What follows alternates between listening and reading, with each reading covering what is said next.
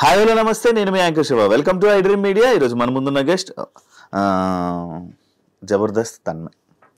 తన నేమ్ నేను యూట్యూబ్లో సెర్చ్ చేసి తన జర్నీ ఏంటి, చాలా రోజులు అయిపోయినట్టుంది, ఒకసారి చూద్దాం అని చెప్పి నేను యూట్యూబ్ ఓపెన్ చేసి తన ఇంటర్వ్యూ చూడడం జరిగింది. అయితే 5 years 6 years బ్యాక్ తన ఇంటర్వ్యూస్ అన్నీ ఉన్నాయి. అంటే ఈ 5 సంవత్సరాల టైంలో అసలు ఇంటర్వ్యూ ఇవ్వకపోవడం ఏంటి, పోనీ తన జబర్దస్త్ మానేసిందా, ఏం చేయట్లేదా, ఫేమ్లో లేదా అని అనుకోవడం కూడా లేదు. తన ఫేమ్లో ఉంది, వెలుగులో ఉంది, అందరు జనాల్ని ఎంటర్టైన్ చేస్తుంది. అయినా కూడా 5 సంవత్సరాలు 6 సంవత్సరాలు ఇంటర్వ్యూకి గ్యాప్. దీనికి కారణాలు అండ్ తన జర్నీ గురించి రీసెంట్గా మధ్యలో వాళ్ళ ఫాదర్కి సంబంధించిన టైంలో కూడా బాగా సోషల్ మీడియాలో బాగా వైరల్ అవ్వడం జరిగింది ఒక సిచ్యువేషన్లో. ఇలా చూసుకుంటూ పోతే చాలా ఉంది తన జర్నీలో. ఈ 6 సంవత్సరాల పరిధిలో ఏం జరిగిందా ఏంటి అనేది తన్మయ్యని అడిగే తెలుసుకునే ప్రయత్నం అయితే చేద్దాం. తన్మయ్య, ఎలా ఉన్నావు? హాయ్ శివ. హాయ్ హాయ్, ఎలా ఉన్నావు? భయపడుతున్నావు కదా, కొంచెం ఫ్రీగా ఉండవా? కొంచెం ఫ్రీగా కూల్గా ఉండి మాట్లాడదాం. ఎలా ఉన్నావు? బాగున్నావా? బాగున్నాను, మీరు ఎలా ఉన్నారు? నేను బాగున్నాను. అంత హ్యాపీ? ఓకే, పర్లేదు. అంత పర్లేదు. అదేం లేదు, స్ట్రెస్ నార్మల్. స్ట్రెస్ ఉంటే ఏం చేస్తావు? స్ట్రెస్ ఉంటే ఏం చేస్తా, ఇలా ఇలా అనుకుంటా. నార్మల్ ఇలా ఇలా ఇలా అనుకుంటాను. ఎక్కువ స్ట్రెస్ వస్తే స్వెట్ వచ్చేస్తుంది. స్వెట్ వస్తుందా? ఇప్పుడు వస్తుందా? వచ్చింది ఆల్రెడీ. అలా ఏం లేక. ఎలా ఉంది జర్నీ? బాగుందా? హ్యాపీ? Okay okay. ఎందుకు టు గుడ్ అని చెప్పను, టు బ్యాడ్ అని చెప్పను, బట్ ఇట్స్ మూవింగ్ అంతే. అలా నడుస్తుంది. హైదరాబాద్కి ఎప్పుడు వచ్చావు? హైదరాబాద్ 2016 March 15th వచ్చాను. అంత బాగా గుర్తు పెట్టుకున్నావు? అదే ఫస్ట్ టైం హైదరాబాద్ కదా నేను రావడం. ఆ జర్నీ దానికి కూడా ఒక రీజన్ ఉందన్నమాట. నేను ఫస్ట్, నాకు అసలు ఎక్కడ బయటకు వెళ్ళడం కానీ ఏంటి తెలీదు. ఫస్ట్ టైం ఎప్పుడు రెగ్యులర్ గా చూస్తున్నట్లుగానే ఒక సంచి పట్టుకొని ఈ జబర్దస్త్ స్టేజ్ కోసం వచ్చి ఆ ట్రైన్ ఎక్కి అక్కడి నుంచి బస్సులు ఎక్కి, నాకు అప్పుడు ఎలా ఎక్కాలి ఎలా రావాలనేది కూడా తెలీదు. రాకేష్ అన్న, జబర్దస్త్ రాకింగ్ రాకేష్ ఉంది కదా, అన్న మంచి కేర్ తీసుకొని కృష్ణనగర్ లో నిలబడ్డాను. గంటన్నర నిలబడ్డాను. నేను ఎక్కడున్నానో తెలియదు వాళ్ళకి. మళ్ళీ వాళ్ళు అన్నపూర్ణ సెట్ నుంచి వచ్చి నన్ను పిక్ చేసుకొని తీసుకెళ్లారు. అదే ఫస్ట్ డే నా రిహార్సల్. ఎలా కాంటాక్ట్ అయ్యాను నిన్ను? అంటే నేను సెయింట్ మేరీస్ కాలేజ్ లో చదువుకుంటున్నాను MBA. నాకు ఫస్ట్ అప్పారావు గారు పరిచయం. అప్పారావు గారు పరిచయం అయ్యి మెసేజ్ చేశారు, ఇలా జబర్దస్త్ కామెడీ షోస్ ఉన్నాయి, అందులో చేయొచ్చు కదా అంటే. నాకు అప్పుడు తెలీదు, అప్పుడెప్పుడే Jabardasth starting first year. So తర్వాత చూసి నాకు ఇంట్రెస్ట్ వచ్చి, నేను చిన్నప్పటి నుంచి స్కూల్స్ లో మంచి సింగర్, మంచి డాన్సర్, కల్చరల్ ప్రోగ్రామ్స్ లో బాగా పార్టిసిపేట్ చేస్తాను. నాకు చాలా ఇంట్రెస్ట్ అనమాట, డాన్స్ అంటే చాలా ఇష్టం. సో అలా అలా రాకింగ్ రాకేష్ నంబర్ ఇచ్చారు. తన టీంలో ఎవరు లేడీ ఆర్టిస్ట్ లేరు అంటే అప్పుడు నేను తనకు కాంటాక్ట్ అయ్యాను. ఫస్ట్ తను రెస్పాండ్ అవ్వలేదు, చూద్దామన్నారు. మా కాలేజ్ కి గెస్ట్ గా వచ్చారు చలాకి చంటి, రాకింగ్ రాకేష్, నాగి, ఫనీ, వీళ్ళు గెస్ట్ గా వచ్చారు యాన్యువల్ డే కి. సో ఆ టైంలో గుంటూరులో సెయింట్ మేరీస్ కాలేజ్ నేను చదువుకుంది, MBA ఫస్ట్ ఇయర్. అప్పుడు చదువుకున్నప్పుడు నన్ను పల్లకీలో తీసుకొచ్చారు మా స్టూడెంట్స్ అందరూ. నేను మంచి టాపర్ స్టూడెంట్ అప్పుడు, కాలేజ్ లో మంచి సపోర్ట్ ఉండేది. సో వాళ్ళు అలా తీసుకొచ్చి స్టేజ్ మీద వాళ్ళు స్కిట్స్ చేస్తుంటే వాళ్ళతో పాటుగా నేను కలిసిపోయాను. సో నా లుకింగ్, నేను ఫస్ట్ టైం గెటప్ వేసుకోవడం అప్పుడే చూసి ఇంకా చలాకి చంటి అన్నాను రేపు వచ్చేసే సెట్ కనేసారు. రాకేష్ అన్నయ్య నాతో మాట్లాడి ఆయన ఫస్ట్ ఆయనే తీసుకున్నాడు. చలాకి చంటి మంచి పరిచయం. మరి మొన్న ఆయనకి హెల్త్ బాగాలేదు, మాట్లాడాడు, మనం బాధపడ్డాడు. మాట్లాడాను. తను ఉన్న జబర్దస్త్ లేడీ ఆర్టిస్టులు అందరికన్నా నాతో బాగా క్లోజ్ ఉంటాడు చంటి అన్నయ్య. ఓకే, అలాగా ఆ పరిచయం వల్ల నీకు ఆ ఫంక్షన్ లో చూసి May 16th, March 19th నా స్టేజ్ ఎంట్రన్స్ అన్నమాట. First episode rocking Rakesh team లో. మీకు లైఫ్ ఇచ్చింది ఎవరు? రాకింగ్ రాకేష్, చంటి అన్న, వాళ్ళిద్దరు మీకు కాదు. అప్పుడు చాలా మంది ఉండేవాళ్ళు కదా, వినోద్, నువ్వు. అప్పుడు ఎక్కువ ఎవరు లేరు. వినోద్, శాంతి, పవన్, తర్వాత సాయి, మన పింకీ, నేను, నా తర్వాత హరి తర్వాత వచ్చారు. అప్పుడు నాకు అప్పటి నుంచి చాలా మంది ఇది డౌట్, అప్పుడు మిమ్మల్ని అందరినీ పెట్టడానికి రీజన్ ఏంటి? అంటే జబర్దస్త్ అనేది ఒక కామెడీ షో. దానికి ఆడవాళ్ళు మగవాళ్ళు చేస్తే అది రెగ్యులర్. ఒక గెటప్స్ ని తీసుకొచ్చి చేస్తే ఫన్ ఉంటుంది కదా. సో లేడీ గెటప్ల వల్లే ఎక్కువ మంచి పేరు వచ్చింది. సో అలా అందుకే అప్పుడు అప్పుడు మీకు బాగా గుర్తింపు కూడా అప్పుడున్న గుర్తింపు ఇప్పుడు నడుస్తుంది. అవును, అప్పుడు ఫుల్ ఎక్కువ ఇది. రీసెంట్ గా నేను కొన్ని యూట్యూబ్ లో హల్దీ ఫొటోస్ అవన్నీ పెట్టి ఏంటదే మ్యాటర్ పెళ్ళి అది ఏం లేదు, జస్ట్ నార్మల్ గా అది ఇంట్లో ఒక ఫంక్షన్ కి నాకు హల్దీ చేశారు మా అమ్మ వాళ్ళు, అంతే. మా అన్నయ్య వాళ్ళ పెద్ద పాపకి మెచ్యూర్ ఫంక్షన్ అయితే సరదాగా నీకు కూడా చేస్తాము అని అట్లా ఫన్ గా, అంతే, ఇంకేం లేదు. అవునా? అదే చూసి నీకు పెళ్లి అయిపోయింది? లేదు, ఈ క్వశ్చన్ చాలా మంది అడిగారు. అది ఏంటా అని. పెళ్లి అదేం కాదు, పెళ్లి అయితే కాదు, పెళ్లి ఏం కాదు. ఆయన మనల్ని ఎవరు చేసుకుంటారు చెప్పు? సింగిల్? అవునా? Boy friend? No boy friend. ఎవరైనా బాయ్ ఫ్రెండ్ ఉంటే సెట్ చేయి, లవ్ చేస్తా. నేను ఫస్ట్ సెట్ చేసుకుని అమ్మాయి అదంతా నీకు సెట్ చేస్తా, నాకే దిక్కు లేదు. నువ్వు కూడా సింగిలా? మరి మామూలు ఉండదు. పోనీ మన ఇద్దరం లవ్ చేసుకుందాం. ఏమైంది? కాదు, నాకు ఎందుకు 6 సంవత్సరాలు గ్యాప్ ఇచ్చావు ఇంటర్వ్యూలకి? అంటే ఫస్ట్ నేను జబర్దస్త్కి వెళ్ళినప్పుడు కొత్త రంగుల ప్రపంచం అంటారు, మన ఇండస్ట్రీ అనేది ఒక రంగుల ప్రపంచం, ఒక అడిక్షన్ అన్నమాట. ఆ టైంలో నేను వెళ్ళి నాకు ఒక పేరు రావడం, అందరికన్నా అందంగా ఉంది అమ్మాయి, తెల్లగా ఉంది, చాలా బాగుందని మంచి పేరు వచ్చింది నాకు. బయటకి వెళ్ళడం, నాకు అసలు ఏమి బయట ప్రపంచం తెలియని దాన్ని ప్రపంచం అంతటా తెలిసిపోయాను నేను. ఒక ఇంటర్వ్యూ ఇచ్చాను నేను. అంటే ఫస్ట్ జబర్దస్త్లో ఏంటంటే గెటప్స్ అంటే అబ్బాయిలు అమ్మాయిలుగా వేస్తేనే తీసుకునేవాళ్ళు, అమ్మాయిలు అని తెలిస్తే తీసుకునే వాళ్ళు కాదు.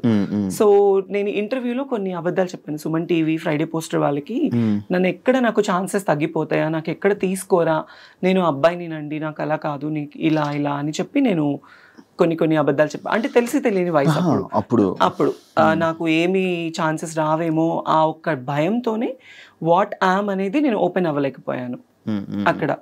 సో దాని తర్వాత నాకు చాలా నెగటివిటీ వచ్చేసింది బయట.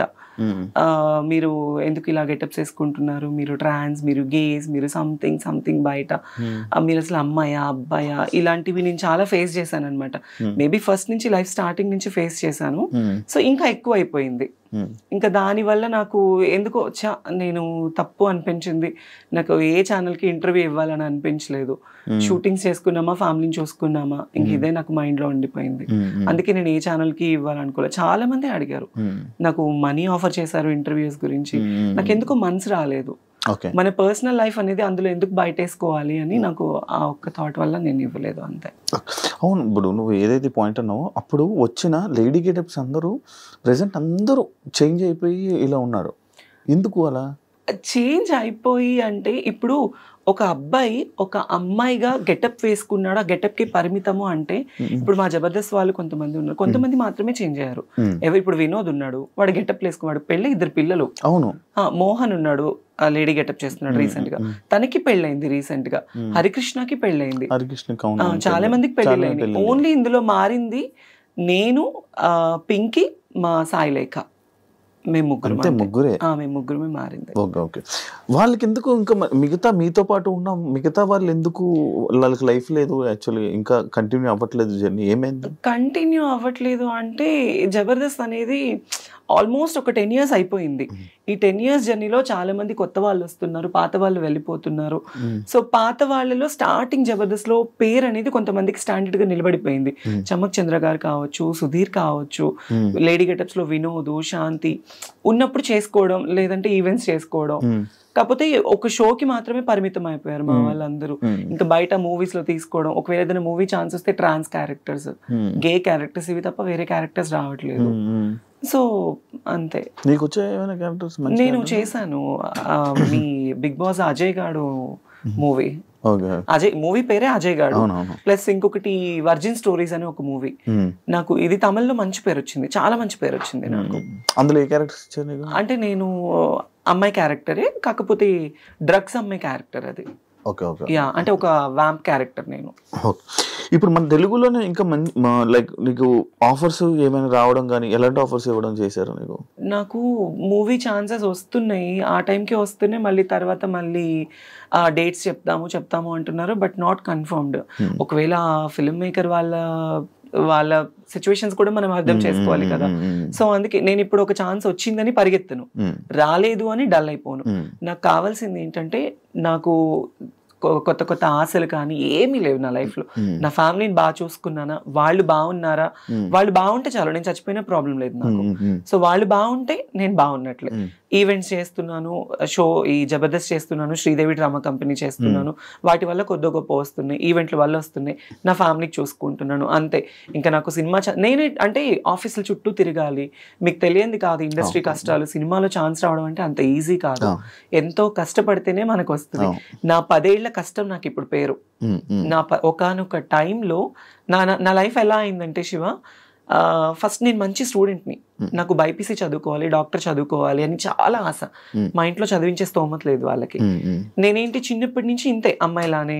మా ఇంట్లో వాళ్ళందరికీ తెలుసు నాకు ఇట్లా అబ్బాయిలా ఉండడం ఇష్టం ఉండేది కాదు, అమ్మాయిలానే ఉండేదాన్ని. కాలేజ్లో ఇంటర్మీడియట్ డిగ్రీ చదివాను యాదవ జూనియర్ కాలేజ్, మా ఇంటి వెనకమాలే. అందులో బైపీసీ లేదు, చదివించే స్తోమత లేక ఆర్కెస్ట్రాస్ ఉండేవి కదా నార్మల్ పెళ్లిళ్ళకి. ఆ ఆర్కెస్ట్రాస్ లో ఒక డాన్సర్ గా వెళ్ళేదాన్ని. 1000 రూపాయలు, 500, 1500 అలా డబ్బులు తీసుకొని వచ్చి, ఫస్ట్ మాది పూరిల్లు, తర్వాత పెంకుటిల్లు. పెంకుటిల్లు ఉన్నప్పుడు నాకు ఊహ అంత తెలిసింది. తర్వాత నేను ఎప్పుడైతే సంపాదించడం స్టార్ట్ చేశానో అప్పటి నుంచి ఒక రేకులు కట్టుకున్నాను. ఈ 10 ఏళ్ళు ఈ జబర్దస్త్ కష్టం వల్ల ఈవెంట్లు చేసి, షూటింగ్స్ చేసి, రూపాయి దాచుకొని, చిట్టీస్ వేసుకొని గుంటూరులో ఒక మంచి హౌస్ కట్టుకున్నా. ఇప్పుడు చాలా మంచి హౌస్ కట్టుకున్నాను, ఒక 3 floors కట్టుకున్నాను. ఫ్యామిలీ అందరినీ సెట్ చేశాను. ఒకానొక టైంలో మాకు తినడానికి లేదు. నేను స్కూల్కి వెళ్ళాలన్నా చినిగిపోయిన బట్టలు, బ్యాగ్ ఉండేది కాదు, చెప్పులు ఉండేది కాదు. మా అమ్మ పొలం పనులకు వెళ్ళి, మా నాన్న బాగా డ్రింక్ చేసేవాడు. ఏ రోజు మా నాన్న ప్రేమ అనేది నాకు లేదు. మా అమ్మ బాగా కష్టపడేది.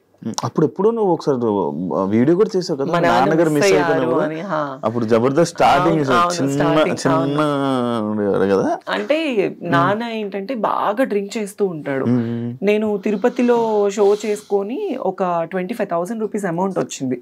నా అప్పట్లో 25,000 అంటే మాటలు కాదు. తీసుకొచ్చి ఇంట్లో నేను ఒక ఉండేది నాకు ముంత పైన ఇట్లా పెట్టుకున్నాను. డిబ్బి అంటారు, ముంత అని అంటారు మాలో అక్కడ. సో దాంట్లో పెట్టుకుంటే మా నాన్న డబ్బులు ఎప్పుడెక్కడ దొరుకుతుంది, మా అమ్మని కొట్టి మా అమ్మ పనిచేసిన డబ్బులన్నీ తీసుకొని వెళ్ళి ఎక్కువ తాగేసేవాడు. అంటే మా నాన్న తాగడానికి కూడా కారణం ఏంటంటే, మేము 3 పిల్లలు. ఫస్ట్ మా అన్నయ్య చనిపోయాడు, తను ఎలా ఉంటాడో కూడా నాకు తెలీదు, నేను చూడలేదు.